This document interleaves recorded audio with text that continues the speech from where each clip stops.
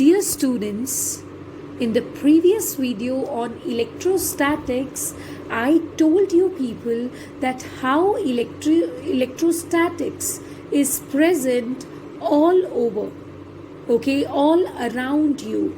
We saw many observations which were proving the existence of charges and which were proving various facts about charges, like charges are of two types: positive charges and negative charges. Like charges repel each other, unlike charges attract each other.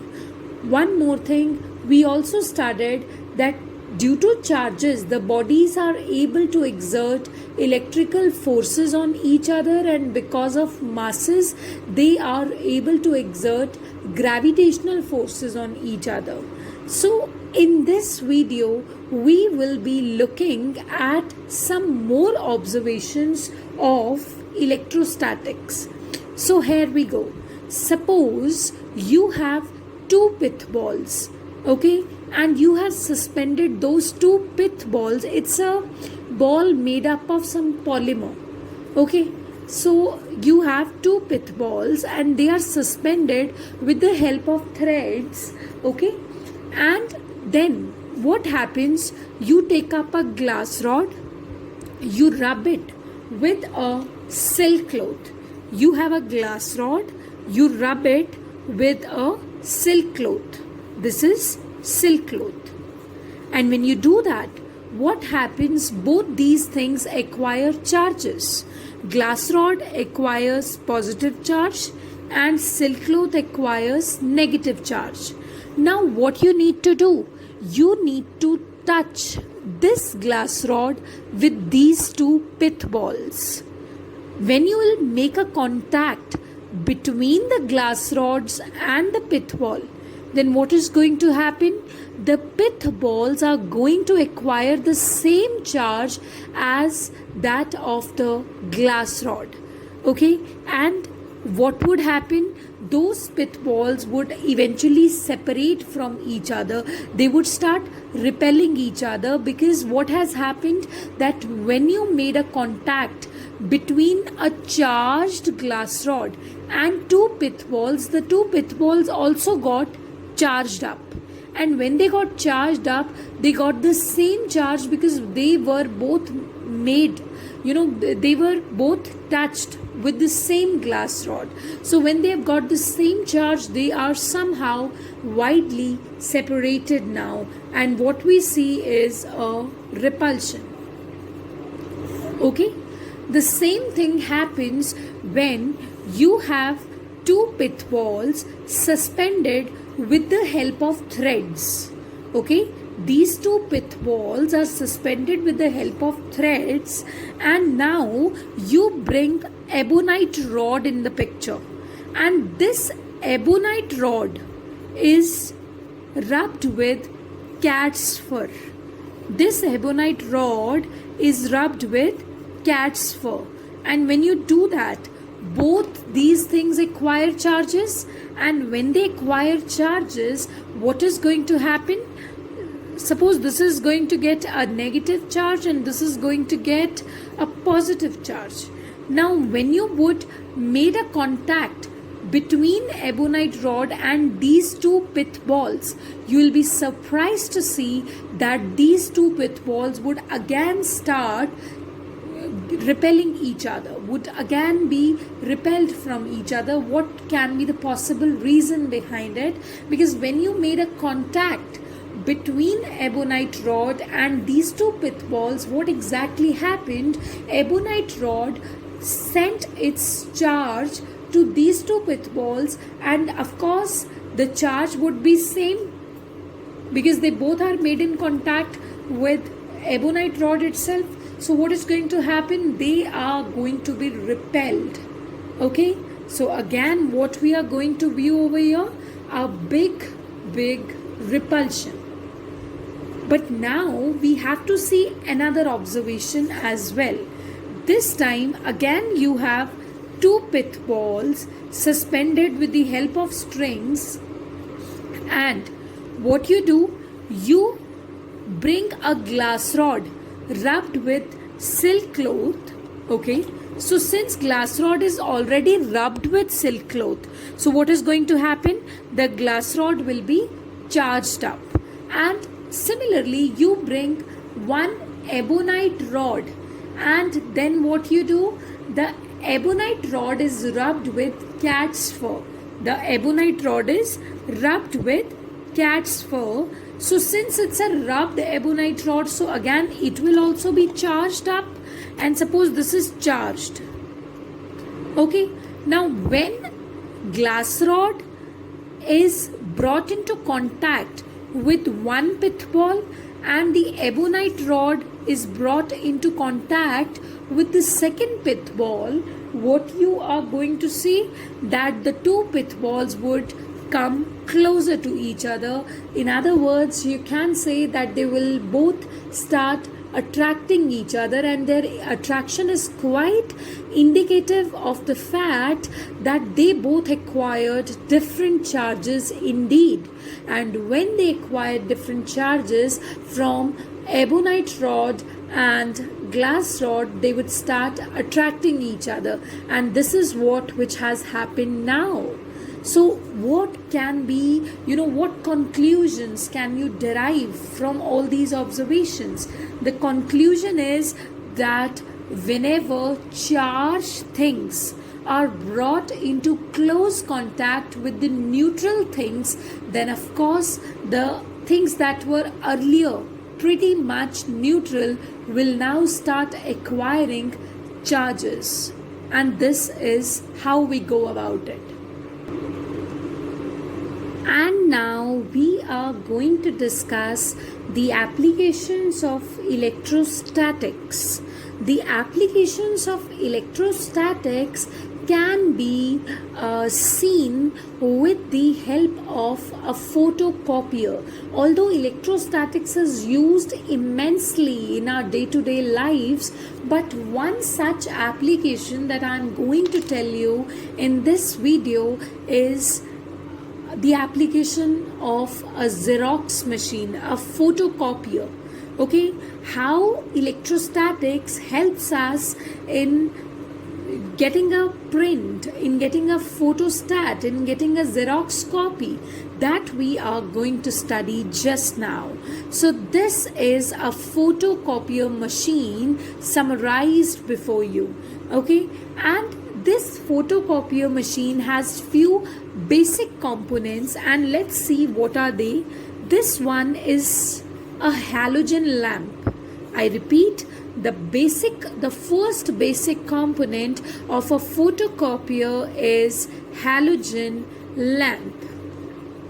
The second component is a photosensitive drum.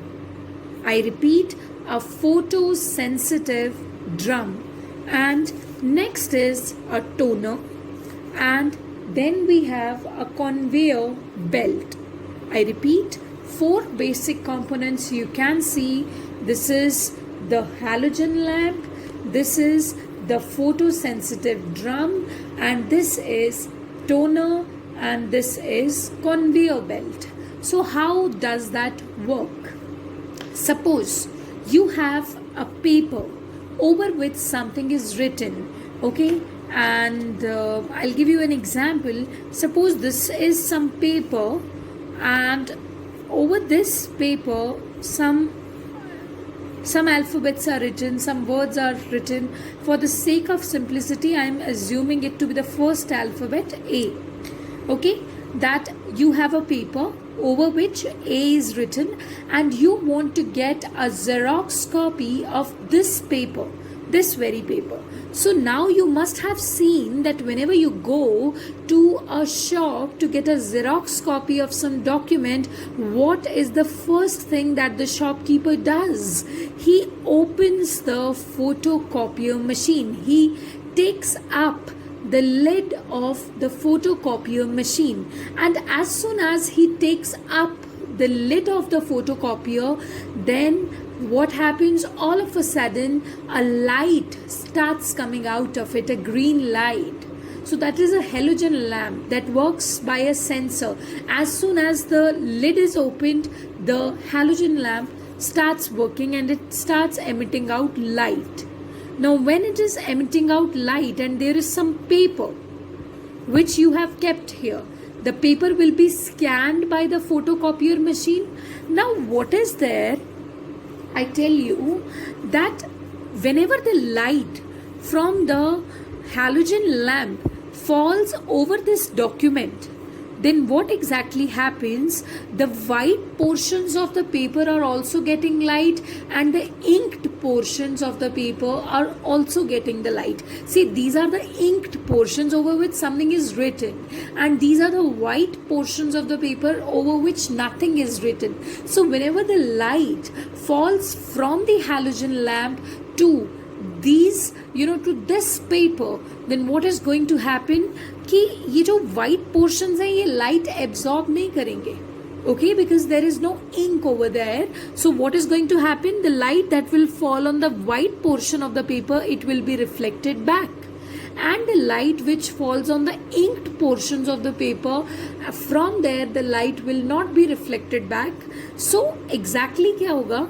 तो यहाँ पे कुछ light rays, they will fall on this photosensitive drum. Now what is photosensitive drum? Photosensitive drum means something which is so sensitive to light. Now this photosensitive drum is made up of selenium usually.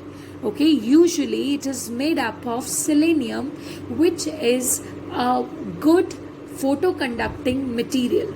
Photoconducting material has a special property that whenever the light falls on this material, the conduction takes place, but when the light does not fall, no conduction takes place. तो अब क्या होगा? ये white portion से जो light है ये reflect back होगा, बट inked portion से light reflect back नहीं होगा.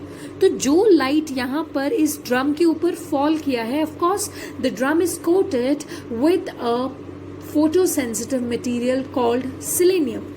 Now from this A, what has happened? No light has fallen to this drum. तो it means अगर इस पूरे drum पे देखो, ये पूरा ड्रम जो है that is connected to the positive terminal of the battery. Here's what we use, where we use electrostatics. So this is positive drum because it is connected to positive terminal of the battery. So this was earlier completely positive, but when the light had fallen on this, these positive charges conducted away, they passed away.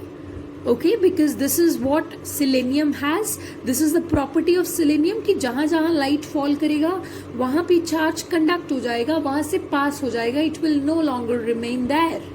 Okay, so now when the light has not fallen from this A portion, but it has fallen from all the other white portions, so the charges from all the other white portions will definitely go away, but the charge from this portion A will definitely be there. So now what is going to happen? That since the charges, the light from white portions will reflect, and from this A or inked portion it will not reflect. So all the charges will go away, but these charges in the shape of A will be left on the photosensitive drum. Okay, so next is what is going to happen. This toner is a negatively charged ink. This is connected to the negative terminal of the battery. So this ink particles, these ink particles are negatively charged. So those negative charges would take place over here. They will stick themselves to these positive charges. तो क्या होगा कि वो यहाँ पर A की form ले लेंगे. And thereafter you will send the paper. You must have seen the person who's photocopying your document, he sends the paper. So when he sends the paper, तो ये जो A की image travel हो रही है drum में, that image will be printed on the paper. Okay, and because paper को ज़्यादा positive charge दिया जाता है. Okay, and thereafter there is a conveyor belt from which you get the paper back. And one more thing, there are drums which give heat also. That is why the heat is used to fuse the letters on the paper which has been sent from here. So this is how a photocopier works. And since there are many pressure devices which fuse the alphabet on the paper, so that is why the photocopy that we get is usually hot, it's usually warm, because those pressure applying devices fuse the letters and they generate heat as well to do that. They use heat as well to do that. So this is how a photocopier works.